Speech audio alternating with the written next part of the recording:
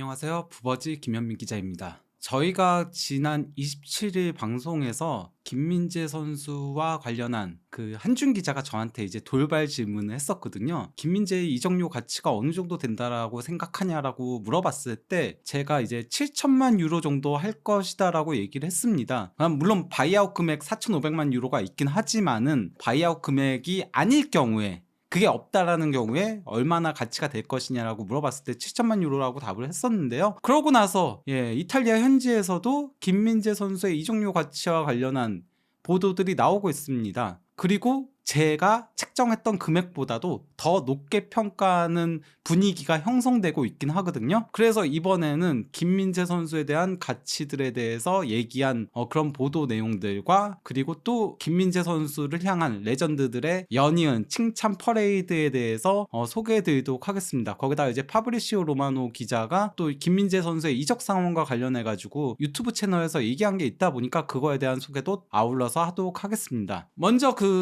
과거 나폴리에서 뛰었던 알베르토 사비노가 김민재의 가치에 대해 1억 유로라고 얘기를 했습니다. 하나로는 1,400억인데요. 사비노 같은 경우는 2003년에 나폴리에서 임대로 뛰었고 2004-05 시즌에 나폴리 소속으로 한 시즌 뛴 경력이 있습니다. 다만 그 당시 나폴리는 세리에 B와 이제 세리에 C에서 뛰던 암흑기이긴 했었는데요. 현재 그 19세 이하 유스 코치를 하고 있는데 이탈리아 16번 채널인 오토 채널에서 방영하는 라 도메니카 아주라 프로그램에 출연해서 뭐라고 얘기를 했냐면요. 난 나폴리 팬이고 그들이 괴물이라고 생각한다. 코치 입장에서 난 나폴리를 존경하고 그들의 존재가 리그에서 반칙과도 같다고 느낀다. 나폴리는 다양한 방식으로 이기고 다양한 득점 루트를 가지고 있다. 2위와 승점 차가 18점이나 나면서 우승 확률을 80% 이상 보장할 수 있다. 그들은 뛰어난 운동 능력을 가지고 있고 선수층도 충분하며 전술적인 아이디어와 정신력도 지나칠 정도로 강하다. 이러면서 이제 그 김민재 선수에 대한 발언을 하거든요. 김민재? 난 그가 쿨리발리보다 더 강하다고 생각한다. 쿨리발리는 신체적인 슈퍼파워에 크게 의존했기 때문이다. 즉 그 김민재는 신체적인 능력도 있지만은 더 지능적이한 얘기인 거죠. 거기다가 이제 나폴리는 지금 이 순간 유럽 최고의 축구를 하고 있다.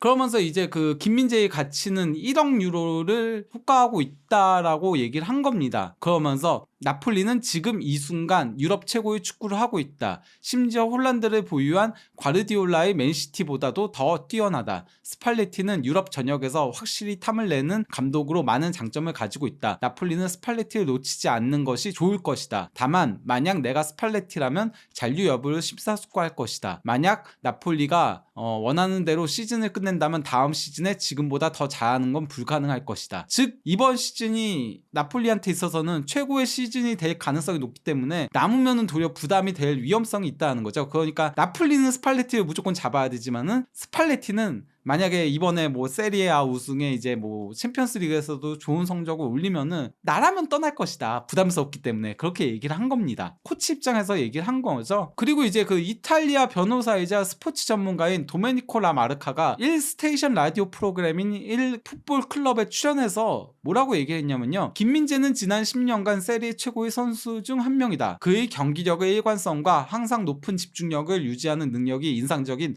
완벽한 수비수다. 현 시점 그는 세계에서 5손가락 안에 드는 수비수이다. 그와 같은 수준의 센터백들의 이적료 가치를 고려할 때 나폴리는 그의 바이아웃 금액을 올려야 한다. 빅클럽들은 바이아웃이 없었을 경우 1억 유로 가치가 있었을 수도 있는 선수에게 6천만 유로를 투자하는 것에 행복할 것이다 라고 했습니다. 그리고 이제 그 이탈리아 축구 전문가죠. 이탈리아에서는 가장 그 정통한 기자로 불리는 디 마르지오가 스카이 이탈리아에서 뭐라고 얘기를 했냐면요. 나폴리는 김민재와 크바라첼리아를 저가에 영입했다. 김민재에겐 5천만 유로의 바이아웃 조항이 있는데 나폴리는 이 금액을 올리거나 삭제하려고 노력하고 있다. 이게 바로 그의 현재 가치이다. 즉 5천만 유로를 호가하는 금액이라는 거죠. 그의 가치가. 여기에 이제 그 디마르지오의 제자라고 할 수 있는 이적 전문가 파브리시오 로마노 기자는 뭐라고 했냐면요. 이게 그 유나이티드 스탠드라는 185만 팔로워를 자랑하고 있는 유튜브 채널하고의 인터뷰에서 얘기한 거거든요. 뭐라고 했냐면요. 내 생각에 김민재는 환상적인 센터백이다. 아마도 7천만 하나 약 1,000억이죠.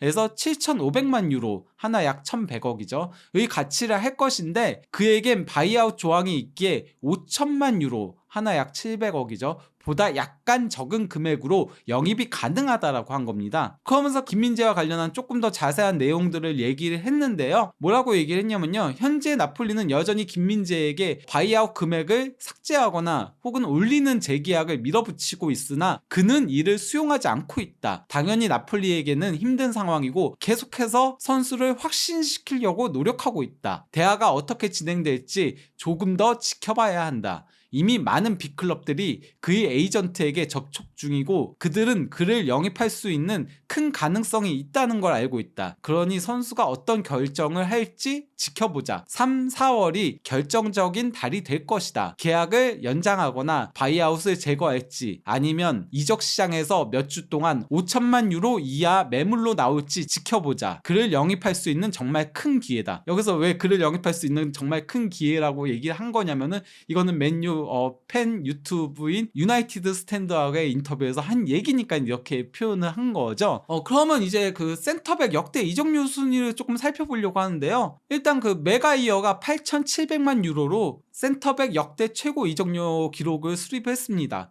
그 뒤로 유벤투스가 더리우트를 영입했을 때 8,550만 유로를 지불을 했고요. 3위가 판다이크 8,465만 유로입니다. 그리고 이번 여름에 웨슬리 포파나가 8,040만 유로에 첼시로 이적을 했죠. 바이에른이 류카 에르난데스를 바이아웃 조항을 지불하면서 8천만 유로에 영입을 했고요. 맨시티가 후벤 디아스를 7,160만 유로에 영입했고요. 또 바이에른 뮌헨이 이번 여름에 더리우트를 6,700만 유로에 영입을 했고요. 맨체스터 시티가 2017년 여름에 라포르트를 6,500만 유로에 영입을 했고요. 그리고 이번 여름에 맨체스터 유나이티드가 리산드로 마르티네스 5,737만 유로에 영입을 했고요. 그리고 맨체스터 시티가 존 스톤스를 2016년 여름에 5,560만 유로에 영입한 바 있습니다. 이 금액들은 모두 김민재 선수의 바이아웃 조항보다 비싼 금액이라고 할 수 있죠. 참고로 그 풋볼 이탈리아와 그리고 디마르지오 기자 모두 다 이전에 그 김민재 선수의 바이아웃 조항과 관련한 보도를 한 바 있는데요. 뭐라고 얘기를 했었냐면요. 이적료가 4,500만 유로, 하나 약 600억이라고 했고요. 그리고 7월 1일부터 7월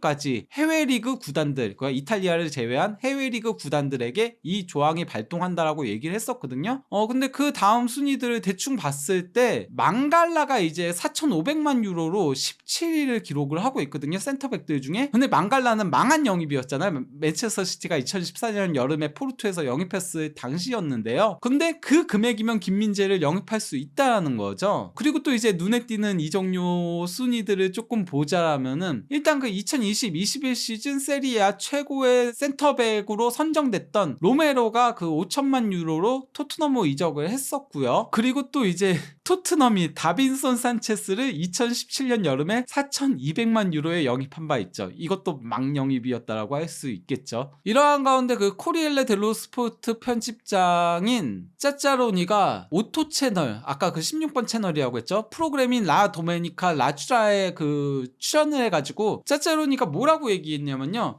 일단 그 세리에에서 전술적으로 나폴리보다 더 뛰어난 팀은 지난 20년 동안 없었다라고 하면서 그들의 지배력은 마치 사키 밀란에 떠오르게 한다. 개별적으로는 사키 밀란이 더 강했으나 그 선수 개개인의 기량은 사키 밀란이 더 강했다는 겁니다. 이때 밀란에는 뭐 반바스테니라던가 굴리트라던가 레이카르트라던가 말디니, 바레시 같은 전설적인 선수들이 뛰었던 거였죠. 하지만 그 나폴리의 아름다움과 조화로움은 사키 밀란을 연상시킨다. 엠폴리전에서도 우리는 마치 2군 팀을 상대하는 것처럼 보이는 나폴리를 봤다. 오시멘이 벤제마와 레반도프스키보다 더 좋은 공격수인지는 모르겠지만 분명한 건 그는 세리에에서 규격 외의 선수이다. 그는 미친 잠재력이 있고 성장하고 있으며 팀의 일원으로 뛰고 있으면서도 동시에 팀의 리더가 되고 싶어하는 모습이 인상적이다. 그는 시즌이 끝나고 떠날 가능성이 높은데 첼시나 레알 마드리드 같은 팀들이 공격수를 찾고 있고 그를 데려갈 수 있는 재정적인 여유도 충분히 있다. 하지만 나폴리는 새로운 오시멘을 찾을 것이다. 이런 게 바로 축구의 방향이다. 나폴리는 지난 여름에도 많은 유명 선수들을 팔았으나 훨씬 더 강해졌다 라고 하면서 이제 김민재 선수에 대한 발언을 했는데요. 뭐라고 했냐면요. 내가 나폴리에 있었다면 오시멘보다도 김민재를 잃지 않으려고 더 조심했을 것이다. 그는 현재 지속성과 경기력 면에서 세계 최고의 수비수이다. 그가 놓치는 건 라커룸에 들어가서 화장실 문을 닫을 때만이다. 즉 그 화장실 문 닫을 때만 이렇게 화장실 문고리를 놓치고 나머지는 상대 수비수들이나 뭐든 놓치지 않는다는 겁니다. 그러면서 이제 그 시즌이 끝나고 바이아웃 조항이 발동한다면 빅클럽들은 그를 위해 6천만 유로, 하나 약 800억을 현금으로 지불하는 데에 아무 어려움이 없을 것이다. 나폴리는 이에 대응해야 한다. 라고 하면서 이제 그 로보트카 얘기하면서 다시 김민재 선수 언급을 하거든요. 김민재 외에 인상적인 또 다른 한 선수는 로보트카이다. 그는 다른 차원의 선수이고 김민재처럼 성젠나로의 은총을 받은 것 같다. 여기서 이 성젠나로는 나폴리에서 순교한 인물로 현재 그 나폴리 수호성으로 불리고 있습니다. 그러면서 이제 그 첼시와 토트넘은 물론 많은 다른 팀들이 로보트카와 같은 선수가 없다라고 평가를 했습니다. 그리고 이제 그 이탈리아의 전설적인 센터백 풀비오 콜로바티가 비코노스 웹 라디오 TV와의 인터뷰에서 브레메르와는 달리 김민재는 엄청나다라고 얘기를 했는데요. 참고로 이제 콜로바티 같은 경우는 AC 밀란과 인테르 밀란 그리고 AS 로마 등에서 활약했던 센터백인데요. 1982년 이탈리아가 월드컵 우승을 차지했을 당시에 월드컵 베스트 11에도 당당히 이름을 올렸던 센터백입니다. 근데 이제 그 콜로바티가 여기서 뭐라고 얘기했냐면요. 나폴리는 챔피언스리그 우승 적기이다. 레알 마드리드 외에 적수가 없다. 유일하게 걱정되는 건 4월에 이미 이탈리아 챔피언으로 등극할 것이 분명하기에 집중력이 떨어질 수 있다는 점이다. 이탈리아에서 나폴리처럼 플레이하는 팀은 없다. 심지어 유럽 전체를 놓고 봐도 그렇다. 나폴리의 리더는 전적으로 스팔레티다. 그들이 어린 팀이기에 인시니에나 메르텐스, 쿨리발리 같은 경력을 가지고 있지 않지만 그들의 헌신은 타의 추종을 불허한다. 이 선수들은 성공에 굶주려 있고 이를 실력으로 입증하고 있다라고 하면서 김민재 선수와 관련한 멘트를 했는데요. 뭐라고 했냐면요. 쿨리발리와 같은 나폴리에서 전설로 평가받는 선수를 대체하는 건 쉽지 않은 일이다. 내 입장에서 김민재가 6개월 만에 보여주는 모습은 그저 놀라울 따름이다. 브레메르가 토리노에서 유벤투스로 이적하면서 적응 문제를 드러냈었던 데 반해 김민재는 아무런 문제도 없었다. 그는 파괴적이고 떠오르는 수비수이며 기술적으로도 발전할 수 있다. 다른 리그의 관점에서 봤을 때 이탈리아는 약하기에 나폴리는 그와 계약을 갱신해야 한다라고 했습니다. 그리고 이제 그 나폴리의 전설적인 오른쪽 측면 수비수, 그 나폴리 역대 최고의 오른쪽 측면 수비수 불리거든요. 브루스 콜로티가 일 마티노와의 인터뷰에서 김민재가 내 별명 계승한 것 만족한다라고 했거든요. 왜냐면은 그 이 선수가 철기둥으로 불렸는데 요새 그 김민재 선수가 나폴리 팬들 사이에서 철기둥으로 불리기 때문인 거거든요. 참고로 그 브루스 콜로티 같은 경우는 1972년부터 1988년까지 나폴리에서 뛰었는데요. 특히 그 1986-87 시즌 나폴리가 세리에 첫 우승을 차지했을 당시 주장이었습니다. 나폴리 소속으로 공식 대회 507경기를 뛰면서 마렉 함식 520경기에 이어서 역대 최다 출전 2위인 건데요. 일단 그 이 인터뷰에서 남부 이탈리아가 북부와 달리 많은 차별에 시달렸고 나폴리를 향한 적대감도 있었다라고 얘기를 하면서 30년 넘게 나폴리가 스쿠테토를 차지한 이유도 스쿠테토가 그 세리아 우승 방패인 거죠. 마라도나가 있기 때문이라는 소리들이 있었다라고 얘기를 하면서 나조차도 나폴리의 우승을 포기하고 있었다. 하지만 지금 나폴리는 놀라운 시즌을 보내고 있고 세리에에서 이처럼 파괴적인 팀을 본 적이 없다라고 하면서 나폴리는 이번에 세리에의 우승을 차지하면서 나를 비롯한 비관론자들에게 크게 한 방을 먹일 것이다 라고 얘기를 했는데요. 여기 이제 김민재 선수에 대한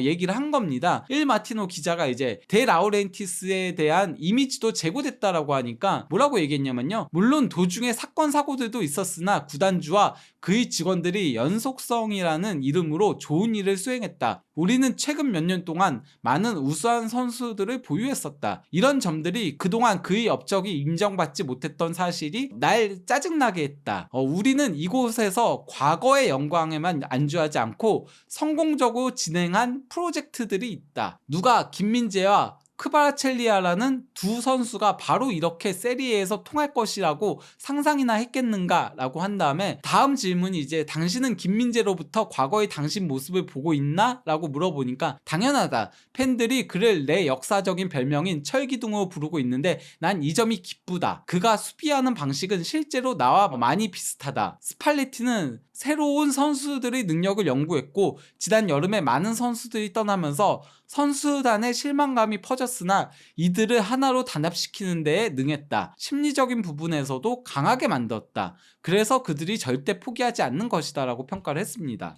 참고로 브루스 콜로티는 25일에 있었던 TMW 라디오 방송인 플라차 아파리 프로그램에 출연해서 또다시 그 이번 시즌 가장 놀라게 한 선수가 누구냐는 질문에 대해서 난 김민재와 사랑에 빠졌다. 그는 내 시대의 수비수들을 떠올리게 한다. 그는 또한 골문 앞에서 공격하는 법을 알고 있고 골을 넣을 수도 있으며 팀플레이도 하고 있다. 수비력 역시 훌륭하다라고 했고 그리고 그는 그 TMW 라디오 방송과의 인터뷰가 있기에 하루 전에 있었던 8번 채널의 레전드 나폴리에서 만나요 라는 프로그램에 출연해가지고는 또 뭐라고 했었냐면요, 난 처음부터 김민재가 날 많이 닮았다고 말해왔다. 파코 피에르, 이게 그 이탈리아어로 철기둥이거든요. 파코 피에르를 한국어로 뭐라고 하나 그에게 물어봐야겠다. 상대에게 공간을 내주지 않고 이상한 플레이를 전혀 하지 않으며 그가 실수가 없다는 거죠. 매우 깔끔한 수비를 펼친다. 태클을 실수하는 걸 좀처럼 보기 어렵다. 그는 특별한 타이밍을 가지고 있다라고 했습니다.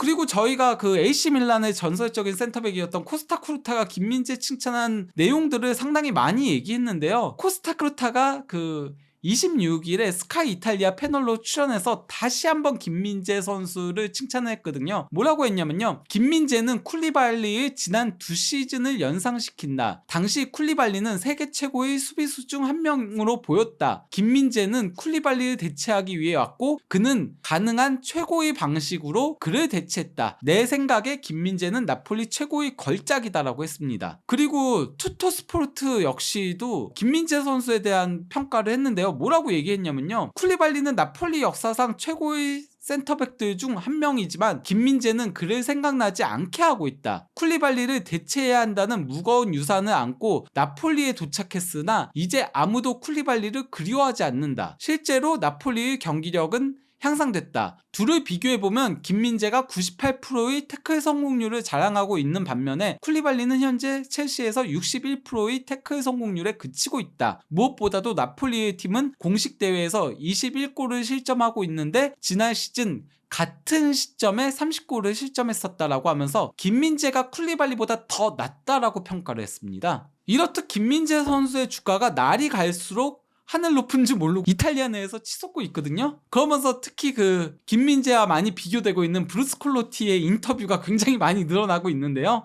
이러한 가운데 그 나폴리는 라치오, 아탈란타, 프랑크푸르트, 토리노, 밀라노 이어지는 죽음의 일정을 앞두고 있습니다. 물론 뭐 프랑크푸르트 같은 경우는 16강 1차전에서 2대0 완승을 거뒀기 때문에 그것도 원정에서요, 홈에서 뭐 쉽게 8강에 올라갈 걸로 보이긴 하지만은 그래도 뭐 방심할 수는 없는 거죠. 거기다가 라치오, 아탈란타, 토리노, 밀란은 전부 현재 그 세리에에서 좋은 성적을 올리고 있는 팀들이거든요. 근데 이제 그 나폴리가 승점 19점만 올리면은 자력으로 세리에A 우승을 차지할 수 있게 됩니다. 근데 현재 2위와 3위인 밀란이 승점 동률인 거거든요. 즉 밀란전은 승점 6점 경기라고 할 수 있어요. 그러하기에 지금 이 죽음의 일정을 모두 승리하면서 넘어간다면은 우승에 한 발 더 다가서게 된다는 거죠. 말 그대로 우승 초읽기가 되는 겁니다. 과연 김민재 선수가 이 죽음의 일정에서도 본인의 진가를 드러내면서 한층 더 본인의 가치를 끌어올릴 수 있을지 관심 있게 지켜보시면은 나폴리 경기를 보는 또 하나의 즐거움이 아닐까 싶습니다. 그럼 이쯤에서 이 방송을 마무리하도록 하겠습니다. 감사합니다.